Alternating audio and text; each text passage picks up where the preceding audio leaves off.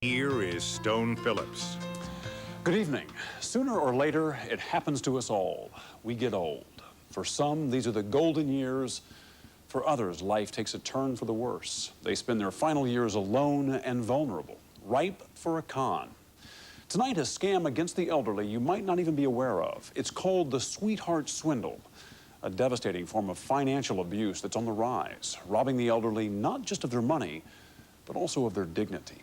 If you have an elderly friend or relative, you won't want to miss tonight's Dateline hidden camera investigation. Here's Chris Hansen.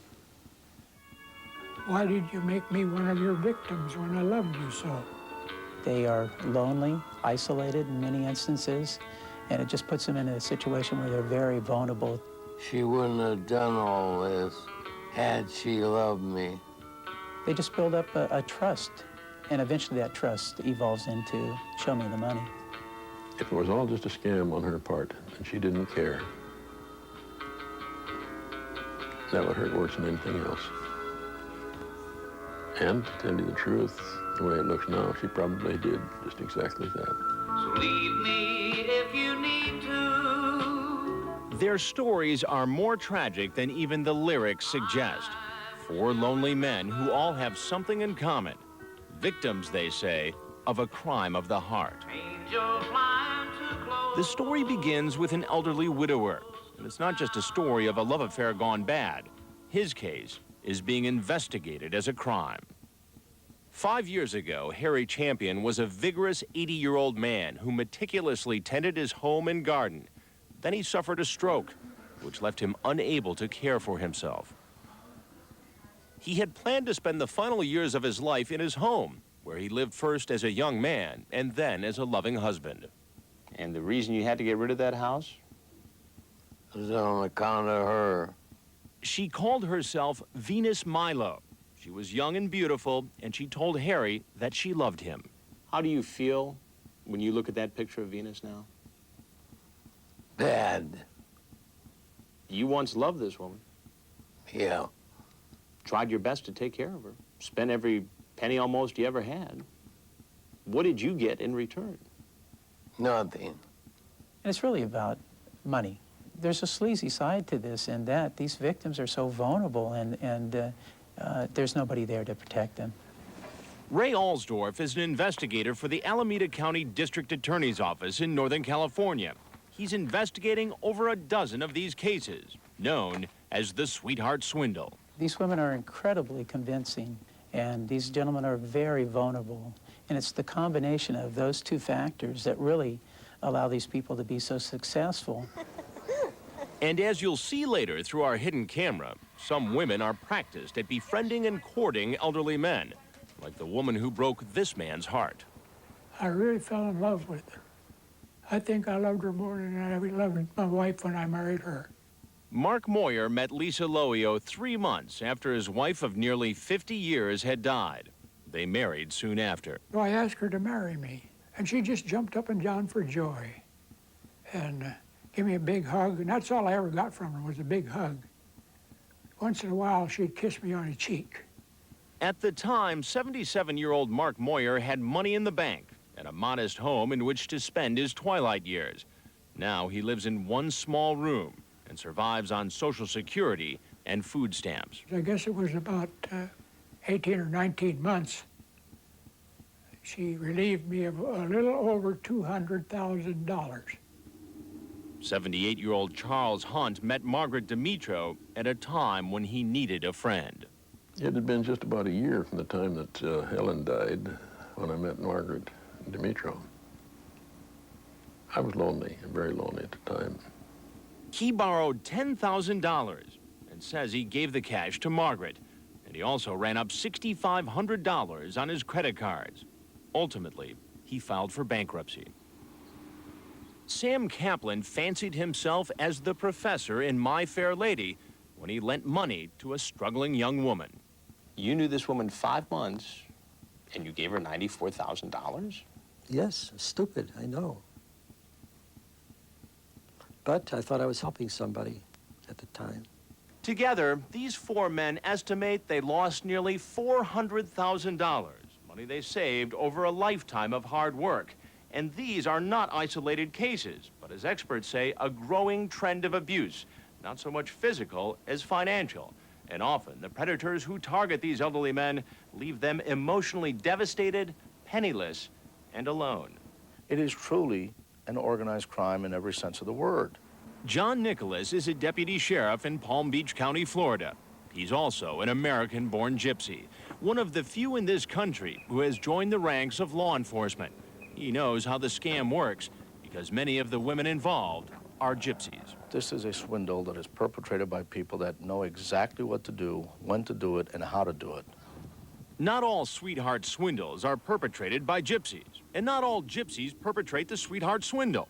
But according to Nicholas, the women who do are professionals, and they bring special training to the job. The ability to talk, the ability to con, and also if they are pretty attractive or fix themselves up to be more attractive, that helps obviously. To be able to perpetrate the con, and don't forget, Chris, that's all it is a con job, perpetrated on senior citizens. And they are easy marks, vulnerable to the con because they grew up in an era of trust.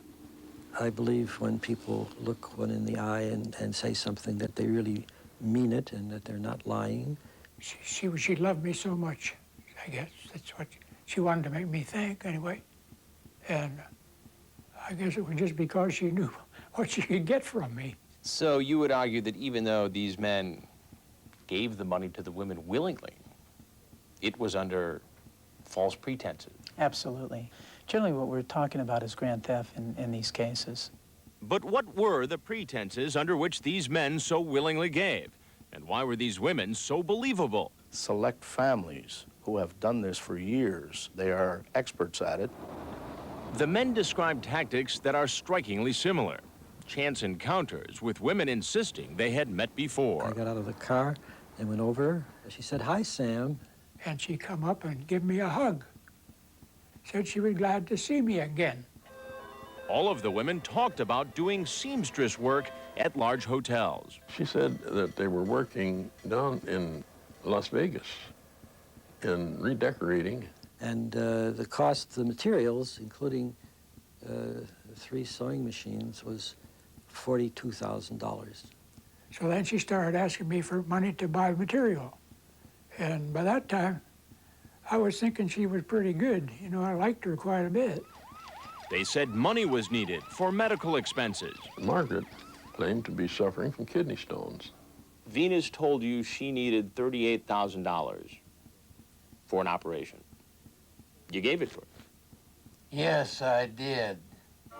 And all the women teased with talk of marriage, but intimacy was out of the question. I made attempts to get near to her, and I couldn't. She said her religion didn't allow anything at all until she was engaged. I'm sorry, I can't kiss you on the lips before we're married. That'd be a sin. She wouldn't even kiss me after the ceremony. Did she talk about marrying you? Yes, she did. What did she say to you about that? Save your money so we can get married. But when the money ran out, That was the last I heard from her. I never saw her again. It hurt, to tell you the truth. It hurt me terribly. I never did find out where she was at. you might think the 4 men were dating 4 different women, but it was really just 2 women, Venus and Lisa Loio, the Loios. They're just one of many large gypsy families scattered across the United States. You'll hear more about some of the other Loio family members later, and you'll see they have many faces and many aliases. When Venus Loio first introduced herself to Harry, she called herself Venus. But later, when she met Chuck, she was Margaret Dimitro. Gypsies have the ability to change their identity as many times as you would change your suit.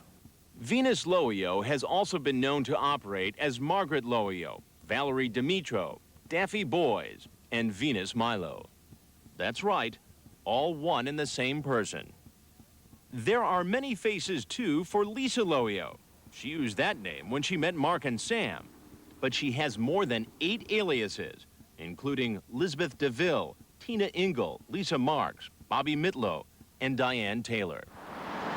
Experts say they live transient lifestyles, moving from city to city, oftentimes frustrating investigators. But in our investigation, Dateline learned they do have a home base. And wait till you find out how they got it. When we return, our investigation shows you how the trap is set. You eat right. Uh-huh. You exercise. Every day. With your high cholesterol, aren't you afraid of a first heart attack? Why do you think I eat right and exercise? Still, that might not be enough to prevent a first heart attack. That won't happen to me. Won't happen to me. But it can, because if you have high cholesterol, you could be at risk of a first heart attack. So what else can I do? Talk to your doctor about Provocol now. Lots of medications can lower cholesterol, but with Provocol, there's more. Provocol lowers cholesterol and is the only drug of its kind proven to help prevent a first heart attack. So I can really help control my risk? Yes, you can. Provocol, when used together with diet and exercise, has been prescribed for millions. Provocol isn't for everyone, including women who are pregnant or nursing, or may become pregnant, or anyone with liver problems. Your doctor may do blood tests to check for liver problems. Because serious side effects can result, tell your doctor about any muscle pain or weakness you experience while on Provocol. For more information, ask your doctor or pharmacist, or call us. Provocol. When you take control of your health, you take control of your life. One of these women uses Suave Daily Clarifying Shampoo. The other uses one that costs twice as much. Both have hair that's free of buildup. Who is who? If you can't tell, why should we? Suave. Don't you look smart? How'd you like a bigger TV? I'd love one. Well, right now, Sears has all electronics and appliances on sale. Appliances, too? Yep. I could use a new fridge. Well, Sears will even deliver any appliance over $399 for free. You can't pass that up. So hurry. Sale ends Saturday. Every Saturday, the Pretender takes over a new identity. This Saturday, he takes over a new time 1 hour later. Scout's honor. Saturday at 9, 8 Central. Was the mother's son pushed or did he jump? No! The Pretender will go to the edge for the truth. What kind of sick joke is this? The Pretender now at 9, 8 Central, NBC Saturday. Dateline NBC, winner of 2 Investigative Reporter and Editors Awards, the year's most honored television news magazine. Dateline will be right back. It's time. Jack is a serial killer. Jack never kills the same way twice. Jack is after the profiler. I can never get ahead of him. Saturday, Jack is training a deadly new friend. What are you staring at? Created in the image of the profiler. Who is she? The past. Are we gonna kill her? All new Profiler, NBC Saturday. Bob, as your financial advisor, I recommend you work just a few more years before retirement. That way you'll be sure to have enough. Bob should have made his own decisions with E-Trade, invested online with free research in stocks, options, even mutual funds. Did you ever try telemarketing? Hey, it's your future. E-Trade. Someday we'll all invest this way. You were going to be the first ones on the block to have one, but Dad said to keep it a secret. He designed it all by himself, and you dream about living in there. Thing is, so does your dad.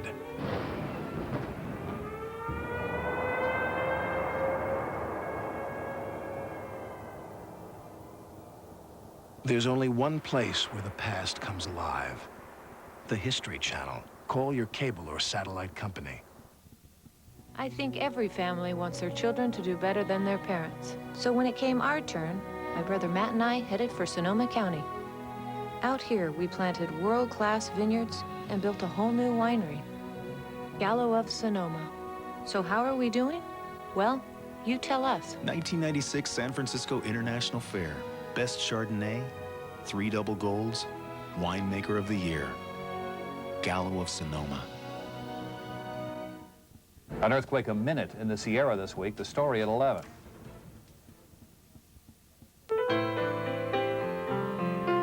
Here now is Jane Pauley. Returning to our story, 4 older men have given their affection and their money to women decades younger who often talk of marriage or a lifetime of care. Now their relationships are over, their possessions are gone. But just how is someone lured into this cruel game of hearts? Here again, Chris Hansen. In a 6-month Dateline investigation, we got a startling and detailed look at how experts and victims say the sweetheart swindle works. It's a highly organized scheme, and we're going to show you step by step beginning with a chance encounter. It had only been 3 weeks since 78-year-old Sam Kaplan lost his wife Beverly when Lisa Loio approached Sam and told him she'd been his wife's nurse. She went to a fruit market parking lot, calls you by name? Yes. She says, I was Beverly's nurse. How is she? You reveal that Beverly has died? It's almost as if these people were stalking you. They must have been stalking me, having found out my name and maybe where I live. These chance encounters, it turns out, sometimes start with a little research. They will actually follow the person, see where he lives, see what kind of car he drives, to do what's called a little background on the subject. It's possible this obituary provided all the background Lisa Loio needed to make Sam believe her. According to John Nicholas, it's the first step in a master plan. And then they will try to set up a proper meeting, a chance meeting, if you will. So to make it look like it was a chance they just meeting. happened into him. Exactly. And when all along, this thing has been scripted like a Broadway show. Exactly right. It's no coincidence that most elderly victims of financial abuse are frail, widowed, and lonely. And that's because the women pick their victims wisely. Authorities point to 85-year-old Gabriel Muhek. He was financially well off before he collapsed in a shopping center parking lot and was helped by this woman, Dorothy Miller. She is a member of another large gypsy family. Court documents allege that in a matter of 5 months, she ended up with $277,000 of his money and a new house. But she insists he wants her to have it all because she cares for him.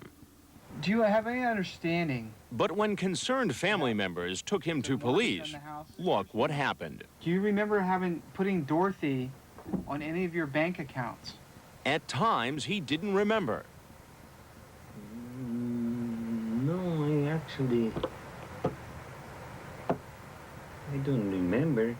Minutes later, he gave a different answer to the same question. That Dorothy Miller was put on this home savings account. Yeah. Are you aware of that? Yeah. Okay. Because I told him to put it there. And when he is pressed, he's adamant that he gave her the money willingly. And he says she deserves Does it. that bother you that her name is on an account that's got $50,000 in it? What am I going to do with it? She helped me, goddammit. Okay. And that's why I'm still here. A doctor says Gabe shows symptoms of Alzheimer's disease. And the videotape clearly shows one of the reasons why prosecutors are not pursuing criminal charges against Dorothy Miller. The very things that make Gabe a good victim make him a bad witness. And why is it so hard to stop them? Because they put it on paper. Go out to the sunshine. Remember Harry? If it weren't for a caring and determined neighbor, he would have lost everything. Would you like to get outside? Sylvia Tierney was Harry's conservator, and she quickly discovered that the Loios had positioned themselves well. One day I found out that they had gotten onto the deed to his house. The next day I found out that he had taken out a second mortgage on his house. Then I had discovered that the car was missing. Sylvia found that Venus was on the title to Harry's car as well as the deed to his house. And it didn't end there. Harry's house had been put on the market for $219,000 without his knowledge and with Venus and her brother on the deed. If the house had sold, the Loio family would have scored big. When Harry was hospitalized after having a stroke, members of the Loio family came by to check on Harry and the property. This time it wasn't Venus who came calling, but her sister Bonnie and sister-in-law Lisa. Lisa and Bonnie came to my door, wanted to know where Harry was, and they also became quite concerned with how the mortgage was being paid and who was going to pay the property taxes. Why were they so concerned? Because they stood to inherit everything. Their names were on the deed to the property, and they had written out a will. I found So they're on Harry's will? Yes. Not just Venus, but her relative. Right. They were looking out for their Harry does. assets. Right. And I wasn't going to let them get it. And I didn't. She didn't, but eventually Harry's house had to be sold to pay for his care. And just last month, Harry died in a nursing home. You may be asking yourself, how do they get the elderly men to sign all those documents? In Harry's case, Sylvia says he was duped into signing a deed, thinking it was paperwork for a loan. But in other cases, victims said they got them to do it with the promise. You remember Bonnie. She and Lisa were checking on Harry's property. Like her sisters, Bonnie has several aliases: Bonnie Ray, Bonnie Pay, Bonnie John, and Pat Mitlow. And she used what appears to be a familiar Loio family tactic. Bonnie promised to care for 77-year-old Leo Kesty for the rest of his life in return for his house. But when family members found him feeble and unkempt, with most of his personal possessions missing from his home, they sued, and his conservator took the unusual step of chaining down his television to prevent it from being taken. This is one case where the Loios lost. It went to civil court, which almost never happens, and the court ordered Bonnie Loio to return the house and repay thousands.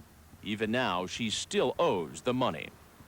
Because of that, you may be wondering why these cases aren't prosecuted criminally. The answer is they almost never are, because it's hard to prove the women obtained the money under false pretenses, and because typically the men were so willing to give. Why were they so willing? Maybe because of the promise. And the promise can pay off, like it did for Anna Loio, the matriarch of the Loio family. Anna owns 5 acres of valuable California real estate just 64 miles outside of Lake Tahoe, Nevada. It once belonged to an 85-year-old man who had purchased the property as a retirement investment, but a lawsuit alleges he signed it over to Anna because she made a promise of lifetime care. In the end, he sued for breach of contract, but died in a nursing home before he could get Anna off the deed. Anna's lawyer said Anna did assist him with his needs and confirmed she prevailed in keeping the property. It's a mere fact that if the female is tutored enough to know what to look for, how to spot, and then how to proceed with a sweetheart swindle, again, all it is time, and usually the payoff is big. And take a look at where Anna lives now. This spacious 3-bedroom home featuring a sculpture garden and pool in the backyard. And how'd she get it? 14 years ago, she promised this 81-year-old man lifetime care as well. He sold his home and bought this house for the two to share. According to a petition filed by the Public Guardian's Office, he fled because he was being mistreated. Even though Anna said she would care for him if he came back, he died in a nursing home. Once again, Anna got it on paper and kept it on paper. When he died, her name was on the deed. The house would be hers. It's this same house in Sacramento that serves as a home base for the Loios. And it was here that we saw Venus casually strolling with children, Lisa showing up for a visit, Bonnie outside with more children, and Anna, the matriarch, out front wearing a bathrobe. It appears to be a good life for the Loios. The promise works, experts say, because the carefully selected victims are in need of care and friendship, which is what this man, Tony Bruschka, thought he had in Venus Loio, a friend. Tony had already given Venus $118,000 when she said she needed emergency surgery. It wasn't long before she wanted more, and that's when Tony says she applied the pressure.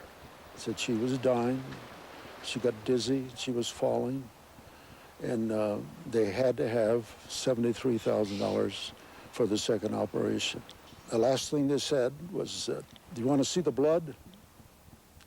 Once they said, you want to see the blood, I just ran out of the apartment right to the stock exchange and sold all my stock. So like Harry and Chuck, Tony found a way to provide Venus with the money she pressured him to give, $73,000. He didn't even stop to think about it. Maybe when you get older, you don't think of all those things, you know.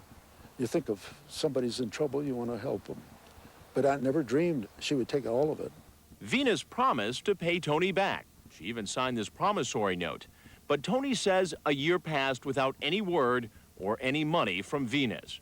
Tony became angry and says he told this man, who he believed was Venus's brother, that he was going to the authorities. I accused Steve of using her as bait so they can work these scams on senior citizens. According to Tony, that's when things got worse. And this time he says it was Steve who was applying the pressure. Steve was really Venus's husband, not her brother. Their marriage linked the two gypsy families. And it was Steve and his mother, Tony says, who visited him with a disturbing story, that Venus had fled, and if he took legal action, she would never see her children again. And they would bring the kids up also. And the kids said, "Are you going to arrest my mom?"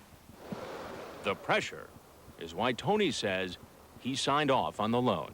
They're going to pay me $20,000, no interest. And if I died, the promissory note would be canceled out. But they owed you some $250,000. That's right. The reason I signed that was because of the threat. I'll take it. Just 3.5 months later, Dateline's hidden cameras captured the very same family on videotape as they appeared to be targeting an elderly gentleman. But what they didn't know is that he was working for us. The pressure, the promises. When we return, our Dateline hidden cameras show you just how they do it with our own senior subject. Does it bother you? Not at all. Well, then don't bother me. It doesn't bother me. If it did, I wouldn't be here sitting with you. The new Nissan Altima GXE has more horsepower than a Camry LE. It comes with a standard CD player, unlike the Camry. And it's a whole $2,100 less than the Camry. But perhaps the best reason for buying the new Altima? It's not another Camry. The new Nissan Altima.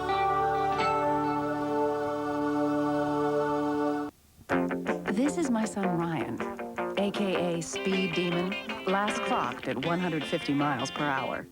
Never surprised at what he gets into. Except for Kellogg's Nutri-Grain bars. Usually can't get anything nutritious past those lips. But I sure got lucky with these. Probably because they're soft, sweet, and loaded with fruit filling. Makes us both happy. Because when you're moving a mile a minute, sometimes you gotta refuel. Kellogg's Nutri-Grain bars. Good food to go. Hi! This holiday season, get Prime Star Satellite TV for just $99. It's Prime Star's holiday gift pack. And it includes the dish you don't have to buy, installation, our revolutionary Prime Finder remote, and an ultra-cool Disney Channel watch. All for only $99. This holiday, there's no better deal than Prime Star. That's right! Call 1-800-PRIME-STAR now or visit your local Radio Shack. Better hurry up! Offer expires December 31st. Bye-bye! There is an energy company that stands apart from the rest.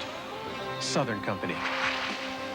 We're cutting costs by 20%, saving our customers millions. And when emergencies strike, no one is more responsive. We wake up over 12 million people every day, bring energy to thousands of cities around the world, and generate more electricity than any other energy company in America. We are Southern Company, energy to serve your world. Get ready. NBC's doing the Full Monday. 4 comedies, each with a musical extravaganza. First on Susan, Tony Bennett is... Stepping out with my baby. Then, Fired Up's hot musical number. And on Caroline, a song from the heart. It had to be you. And on The Naked Truth, don't even ask. 4 musical extravaganzas. It's the Full Monday on NBC. What a night! Elderly men have fallen for the sweetheart swindle, befriended, then scammed, they say, by young women. But just how does the scheme get so far? How are these men convinced to give so much? You're about to go inside the con with Dateline's hidden cameras. Chris Hansen has the conclusion to our story.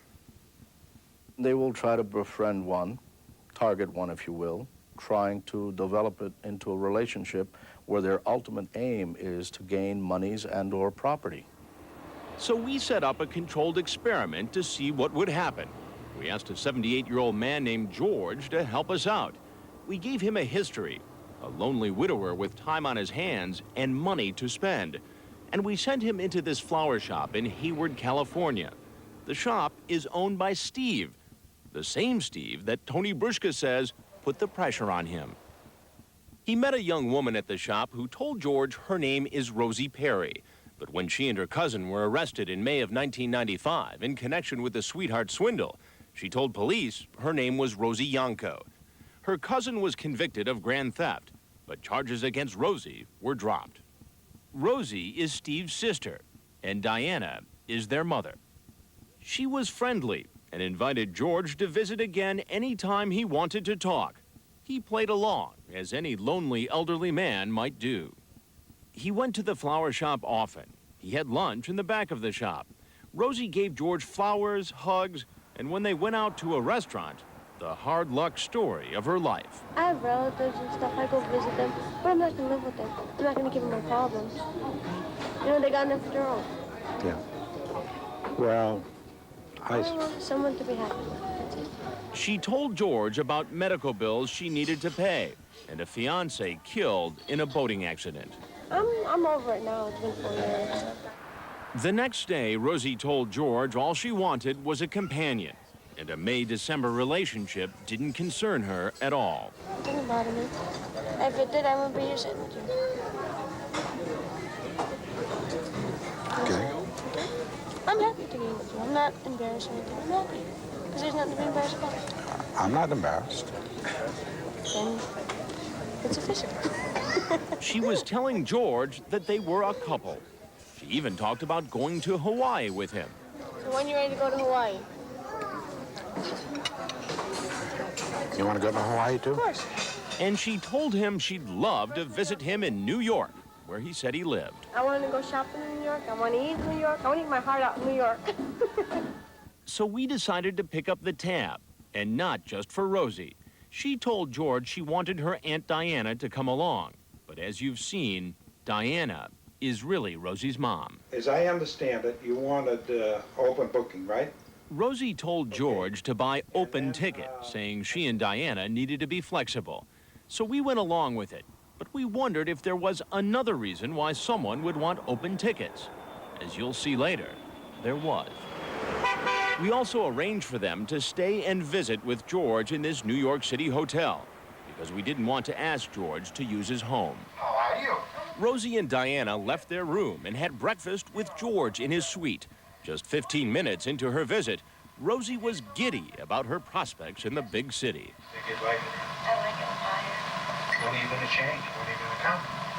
As soon as I find an apartment. Yeah? Oh, she's fast. You're all ready. I'll start looking for an apartment today. And that's not all. Rosie said she saw a perfect spot for her own flower shop, right in the heart of Manhattan. Coming here, and looking out the car window, and she's looking, and there was a store for rent. And then she goes, that would make a great shop. And I'm just looking at her, what's wrong with her? Is that a big front window? And then you can, decorate it real pretty. And later that day, Rosie, who had been out only twice before with George, was bold enough to ask him to rent an apartment for her. Or if you find an apartment, you rent it for me. So, if I found an apartment, rent it for you? It sounded like an offer many lonely elderly men would find hard to resist. A 26-year-old woman implying that she was ready to move across the country to be with George and take care of him. If I find an apartment, I'll welcome you, I'll cook for you, I'll do everything. Put your coffee. I don't mind anything like that. I'm not saying don't do it yourself. I'm not, how you say, liberated woman. But later that night over dinner, George told Rosie he wasn't feeling well, and we decided to cut the visit short because in reality, we weren't going to bankroll Rosie's plans. Watch what happens the next morning when Diana turned up the heat. I said, how was your dinner? She said, it was lovely. And then, boom, start pouring out tears. Straight to the bathroom. So she came out, she lay on the bed, and she wouldn't stop crying. Diana told George Rosie didn't want him to leave. And evidently she found herself with a crush. And I don't think she doesn't know how to handle it. And later, Rosie confesses her true feelings to George. I'll put it to you straight, I care. Then Rosie cried as she told George she didn't want him to go. Personally, I like to see it go on. But Rosie, as you may have guessed, could be crying crocodile tears. Maybe she's upset that the trip might be ending for the other people who were staying on our dime. Other people Rosie didn't tell George about. So how was your trip? Listen as George asks Rosie about her flight from California. She told him she sat next to a stranger on the plane. There was someone sitting next to us. In the seats, because there was like seatings. Yeah. And there was a stranger sitting next to us. But Rosie was telling a lie. The man sitting next to her was no stranger. In fact, Dateline watched him leave California for New York with Rosie and Diana. He even stayed in their hotel room. The man who was with them was Steve. That's right, the same Steve who was married to Venus, the one who Tony Bruschka says put the pressure on him. But apparently, Diana didn't want George to know that a man was with them, because she later gave Rosie instructions about what to say to George, and she spoke in the gypsy language of Romany, so he couldn't understand her. We asked Detective John Nicholas to translate for us. She said in Gypsy Romany, "Don't think that there was a man with me. Tell him quietly." And then the young lady asked, what do you want me to tell him? And then she repeated, "Tell him that there was no one with me." And Steve wasn't the only guest George didn't know he had. This woman met up with them at the airport in New York, and she also stayed in the room. 4 people in a room George had reserved for 2. And it turns out they pulled a fast one on George regarding the airline tickets as well. Remember, they specifically requested open tickets. Well, open tickets are expensive because you can change them or get a refund. And that's exactly what Rosie and Diana did. Thank you. They got a refund for the tickets George sent them and traveled on cheaper tickets. Boarding 8 o'clock. They made nearly $3,000 on the switch. Possibly because George started asking questions, Rosie eventually admitted that they took the tickets to the airline for a refund. We exchanged them. And they gave us a difference. But Rosie lied again when she told George she'd accidentally left the refund checks at home. I'm so excited. I left them on the dresser. I'm packing my stuff. Didn't even fold them. At home on the dresser? Not a chance. This letter from the airline confirms that the tickets George bought were presented for a refund at the airport on August 14th, the same day Rosie, Diana, and Steve traveled to New York. Apparently, $3,000 wasn't enough for Rosie, because before George left New York, she reminded him of how strapped she was for cash. Because I have enough money just to go back home. Yeah. Just for the taxi fare. And Diana wanted to make sure that George would pay for the hotel. She called him on the phone and sounded as if she was crying, telling George, "I'm so pressured, I don't know what we're going to do." But just a few hours after that phone call, Diana and Rosie looked like big spenders. I should have that bracelet. We wondered if our $2,800 was burning a hole in their pockets as they danced their way through the Diamond District. I didn't want to spend more than $1,000. And when Rosie and company left New York, Throw it on here. It's too heavy. they had a lot more with them than when they arrived. Yeah, it's too heavy to carry. And despite the fact she promised to send George the money, so far, George hasn't received a penny. We decided it was time to pay Rosie a visit. We caught up with her in front of the flower shop where she first met George. Hi, Rosie. Chris Hansen with Dateline NBC. How are you today? Not too good. Do you remember George? Do you remember George? No. The man you went to go visit in New York? No. Let me just show you this videotape. Is that you? Yeah. Okay. Who is that woman with you? That's my aunt. Your aunt? And what's her name? Well, that's none of your business. We asked Rosie if she told George the truth. I did not lie to him. You told him that you had traded in some airline tickets and that you left the money on the dresser. I told him that, and I had sent it to him. But someone stole it. Somebody stole it. Well, we have evidence here that you traded in the tickets and made $2,800. Would you stop following me? Well, I just want to get your side of the story here. Well, that's none of your business, okay? Rosie, members of your family have been accused of taking advantage of elderly men. Would you go away from me? Rosie hurried off and went to a payphone down the street. A few moments later, Steve arrived to pick her up. We tried to talk to Steve, but he sped away. And we had some questions for the Loio women, too. We wanted to ask about some of the elderly gentlemen in their past. We went to the Loio family home in Sacramento, where we caught up with Anna, the matriarch of the Loio family. I'm Chris Hansen with Dateline NBC. Uh-huh. Why is it that you, two of your daughters, and a daughter-in-law are all named in suits alleging that you've taken advantage of elderly men? Oh, come on now. Get away from me. Don't start that. What do you mean don't start that? What's going on? Why are you and your daughters named in these suits? Of what? Of what? Well, like Of this what? man, Harry Champion.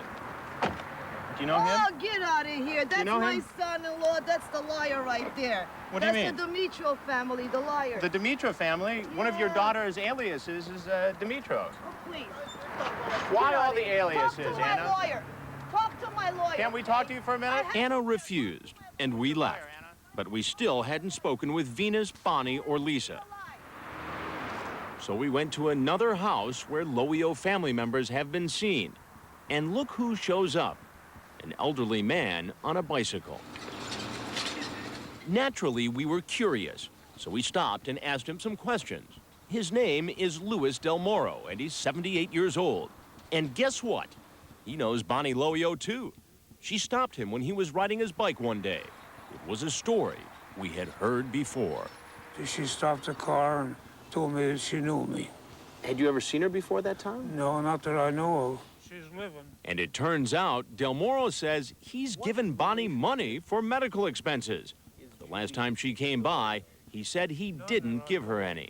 I figured that maybe I was giving somebody money that I needed myself. What will happen to Louis Del Moro, we don't know. But we do know that the sweetheart swindle has left a trail of men much like him, broke and broken-hearted. Men angry that they were taken, anxious for someone to stop these women before they strike again. After all she did to you, what do you think should happen to Venus? Put her in jail. Lock her up. Yeah. So she can't do it to somebody else. I would tell her that I hope they put her in jail for a long time and reduce the menace in our society. Some final notes. Two of the women, Lisa and Venus Loio, are currently under investigation. None of the swindles you've just seen resulted in a criminal conviction of any of the women involved. If you feel you or members of your family are being victimized, there are steps you can take. Contact your local police department and ask if they have an elder abuse unit. If police cannot help, ask if there's a local public guardian's office or a Department of Adult Protective Services. Coming up